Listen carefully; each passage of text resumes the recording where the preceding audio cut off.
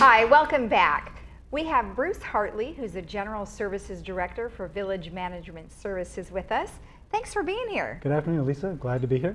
So I hear you have an awful lot of updates for us. Yeah, we have a pretty full plate and a lot going on, so I do have a lot of things to update you on. And we gave an update this morning to the VMS board and some of the other directors that were there. It's been a busy year. I've been here about a year and 4 months, and just under a year into my stay here, I was given landscape. So that's about 4 months ago, and landscape had a lot of issues, and we've been working really hard on those. And so I'm going to start off with kind of giving you an update on that operation, because I know most people are really interested in that. Okay.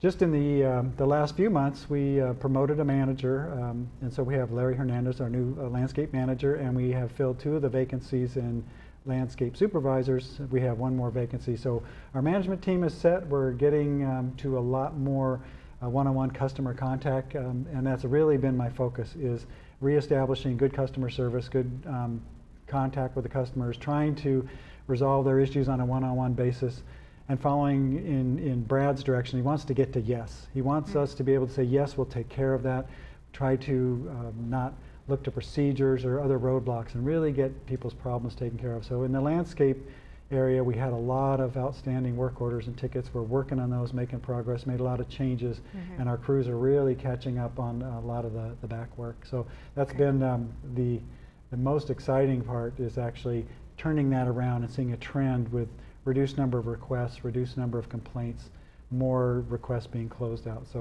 I think we've done really well there. Great. We're also rolling out our Arbor Pro software for tree management. That went live this month, so all our scheduling and our tree work and work history is being captured now, and our schedules and tree information will be available to residents probably by mid-year through the village website, so that they can go on and see where their trees are, what type they are, do some research on that. So we had a lot of requests for that. So those are the 2 main things in the landscape that we really are excited about. Very good. Great. Transportation is an ever-evolving operation here. We just purchased 2 new buses. Those were approved, and the first one's been delivered. We're waiting on the second one probably early summer, and those will be our first 9-passenger buses. We've been running 26-passenger diesel buses, and now we're going to a smaller version, much more comfortable, quieter, and still with ramps and places to put your walkers and your power carts and those kinds of things. So we're hoping people will like those. We'll use those primarily for our plan a ride services, where you schedule your rides, rather than the routes that just go consistently around the community all day. We've added Saturday, Sunday, and holidays to plan a ride for 2018, so it's all by appointment, and we'll take you where you need to go and pick you up rather than you waiting. So that's exciting. That's great. And our new scheduling software that allow folks to do that online through apps rather than calling in, that's being developed right now. It'll start rolling out in March, and by mid-year we hope to have it to where people can use computers at home, apps if they're smartphone capable. So we're expanding it to hopefully make it easier for folks to use that system and be able to track where the bus is, all the kinds of things that Uber does. Our software will do as well. Will you have a training on how to use that software for the residents? Yeah, yes, we will. We do bus information meetings every other month.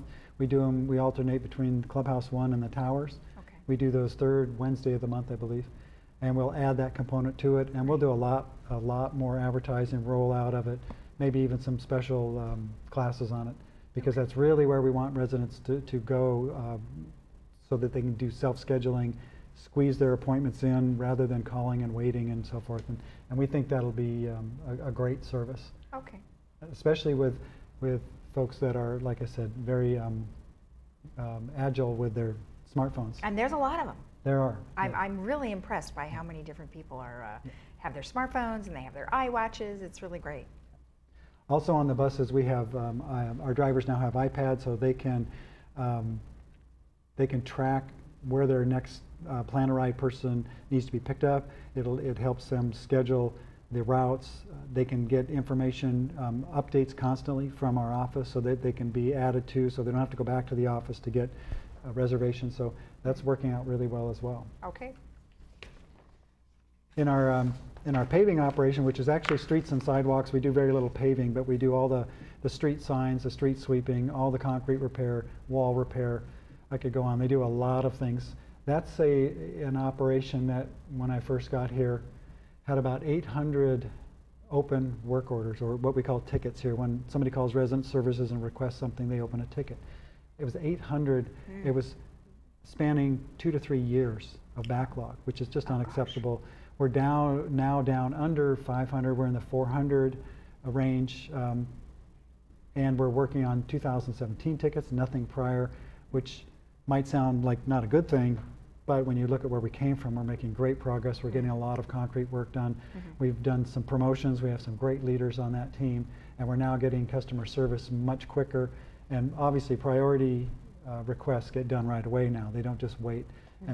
And our residents are really liking that, especially with elderly residents, where you want to make sure all your sidewalks and walkways are safe. There's no trip hazards, so we're trying to be much faster, much more responsive. So that's going the right direction as well. That's another operation that it needed some efficiency, and we're getting there.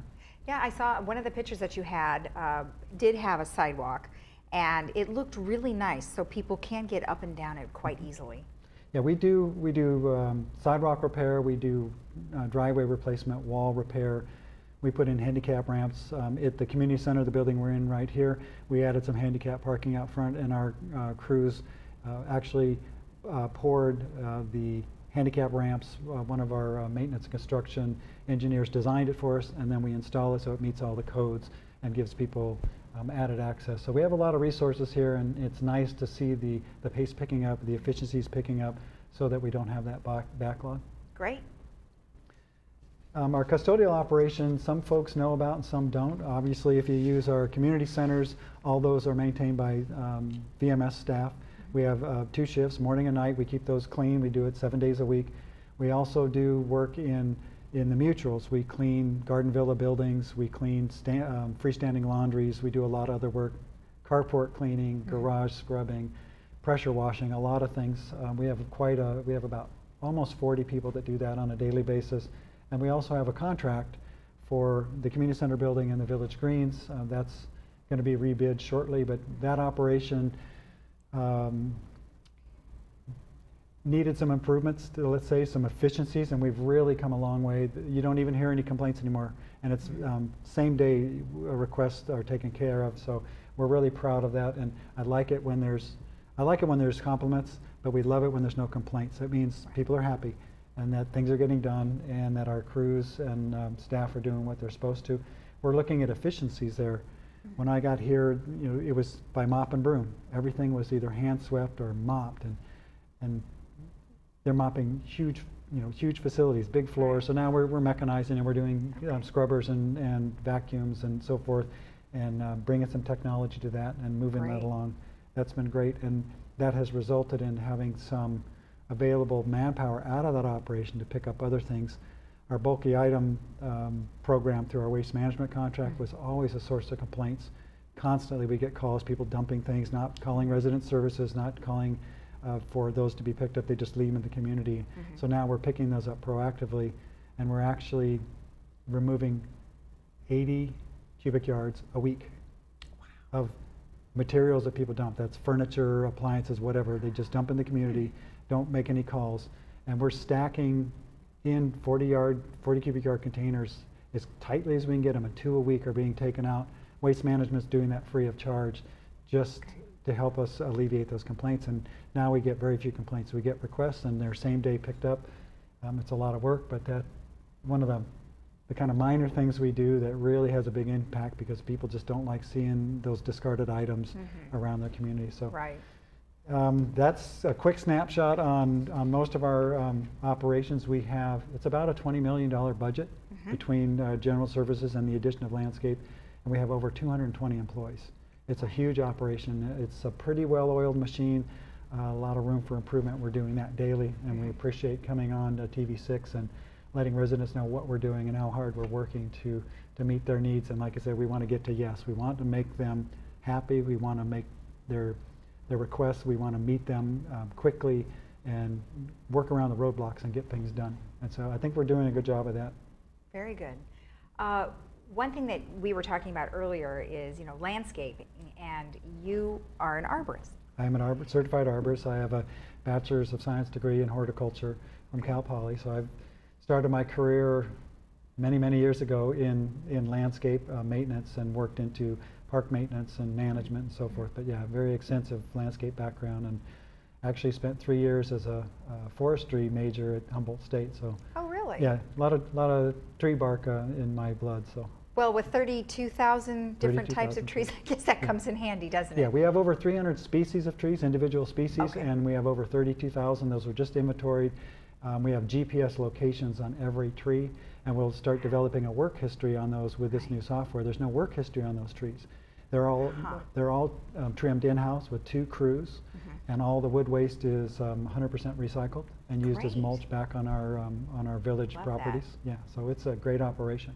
All sounds good. Yeah, it is good. I'm glad you could share Yeah, that with us. Thank you very much. We'll hopefully catch you next time. Yeah, we'll be back in a month or so, and we'll give you another update. All right, thank you. Thank you. We'll be right back after this.